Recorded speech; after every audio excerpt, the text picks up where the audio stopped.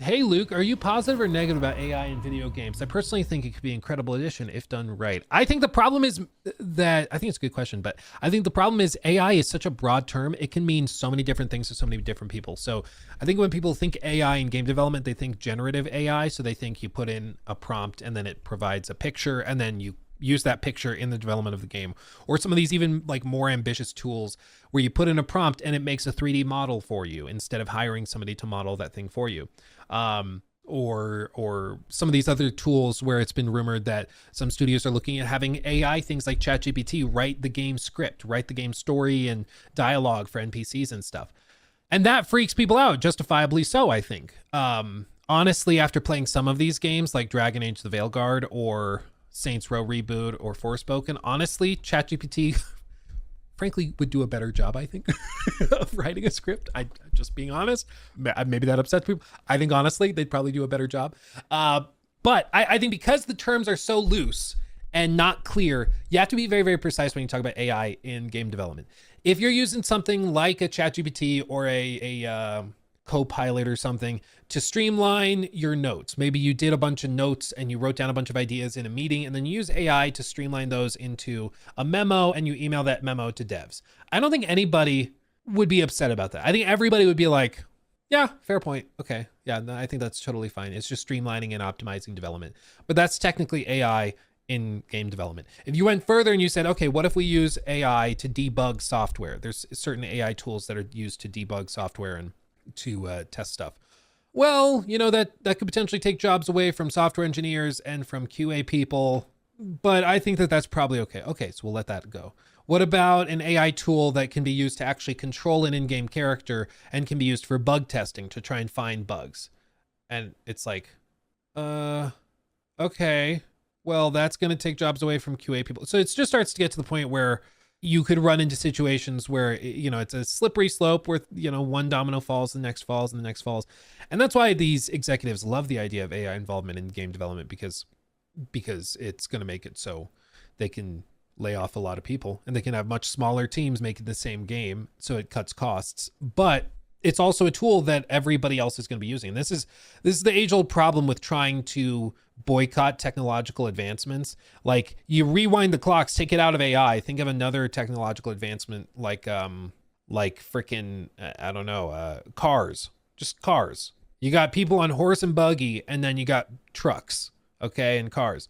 And you have the option of transporting your goods on horse and buggy or in the back of a truck or car.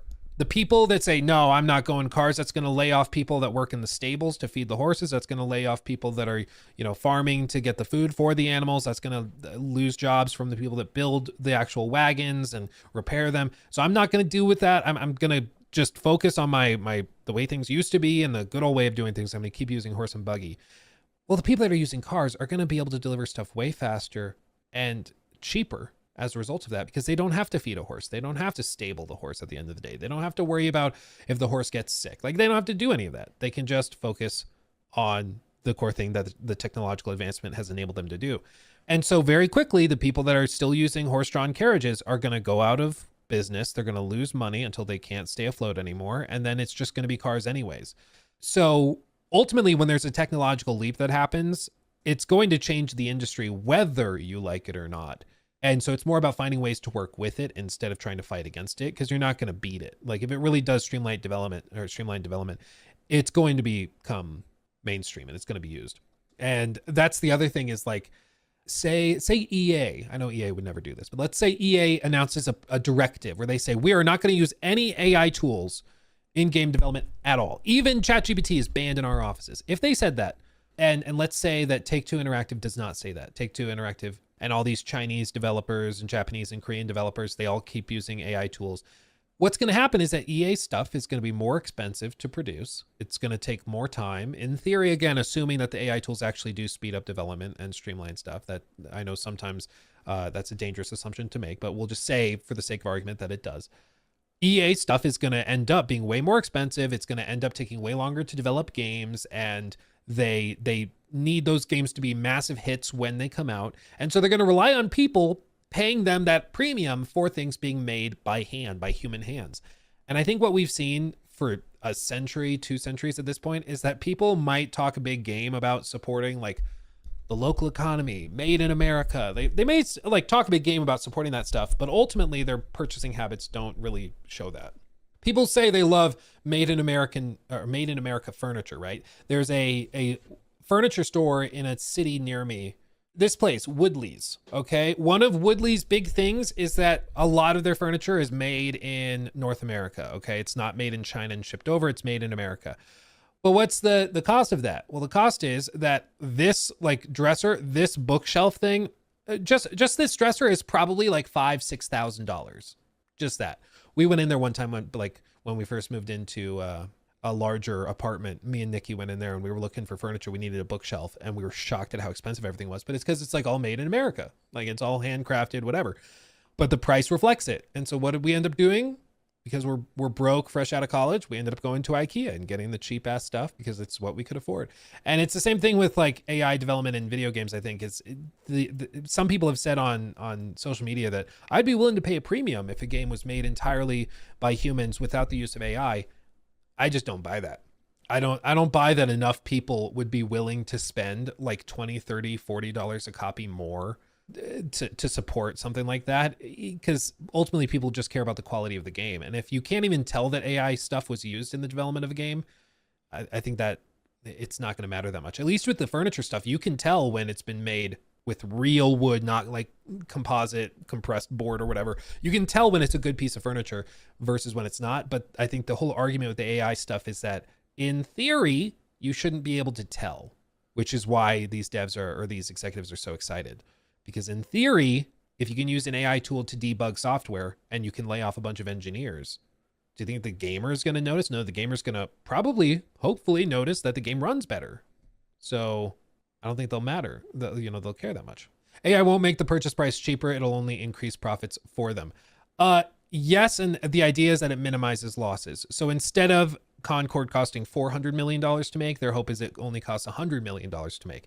And then even then, if it flops and is a disaster, they don't lose everything. And the idea also is that it allows for like third-party developers and publishers to become a thing again, because through the 2010s, a lot of third-party developers got gobbled up by big conglomerates, whether that's Embracer or Microsoft or PlayStation or Nintendo, whoever else. They got gobbled up. Even like Amazon, Facebook bought out studios or developers and things.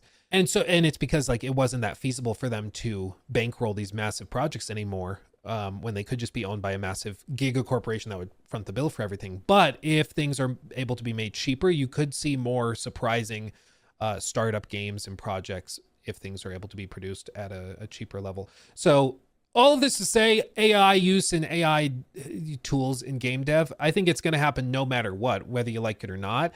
I think ultimately it will be fairly self-revealing, because I think we can all tell when something is AI written and generated right now. There's some giveaways, but eventually, almost certainly, it'll get good enough that you won't be able to tell. And that's when it'll be spooky and a little scary. But I think that, if studios in the West don't adapt to it and use these tools, they're just going to get curb stomped by studios that do use the tools for a competitive advantage to be able to pump out more games faster, that are bigger, that are in theory more polished. And it's just going to get to a point where, everybody has to use it to maintain a competitive edge. So you got to learn to work with it, I think, is my broader point. I think that's the key. Written, developed, and voice acted, all done by AI eventually. I mean, my stance with that is I think that there's an element of art that goes into video games. Yeah, I think video games largely are works of art. They're also works of engineering, which is why they're so fascinating, because it's a balance between the art and the engineering side of things to make it work. But I just am not convinced that computers and AI tools can replicate or even produce truly artistic, like visionary type things. I don't think they can create a story that makes you cry. I've not seen an AI ever able to do that. They might be able to take pieces of different stories and coagulate them into something that resembles an original concept, but ultimately they just kind of amalgamate stuff. So yeah, there's no soul in the machine. Yeah. The problem for us will be when you can't tell, like when it learns to mimic a soul so well that you can't tell whether it has a soul or not. That's going to be the big thing. It's the good old Turing test. how it works. A human interrogator has a text conversation with a human and a computer. The computer tries to trick the interrogator into thinking it's human. The interrogator decides which is the human and which is the computer. The test is repeated multiple times.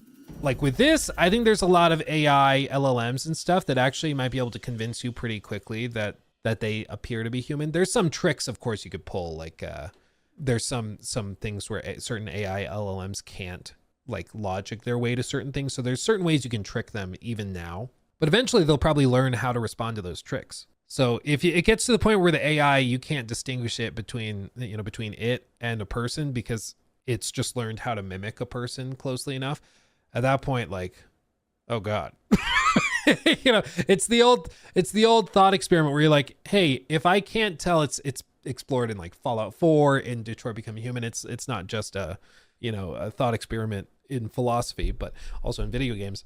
But if you get to a point where you can't tell the difference between a real person and an AI pretending to be a person, if they seem totally identical and the same, does that mandate you treating them the same?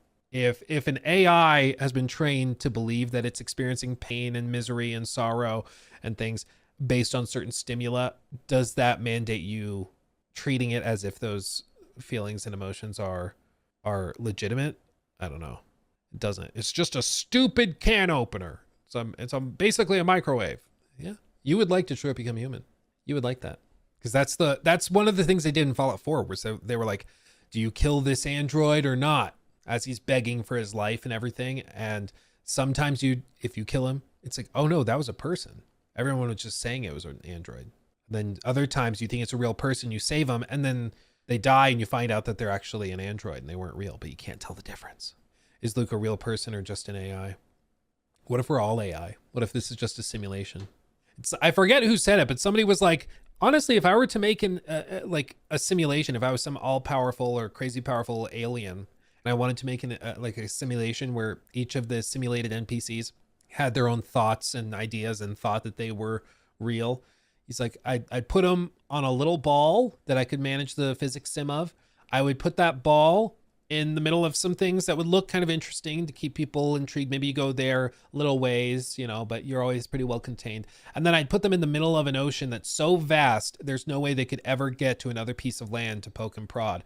You look up in the sky and you see planets and stars, but they're so incomprehensibly far away, you'll never, ever be able to get there.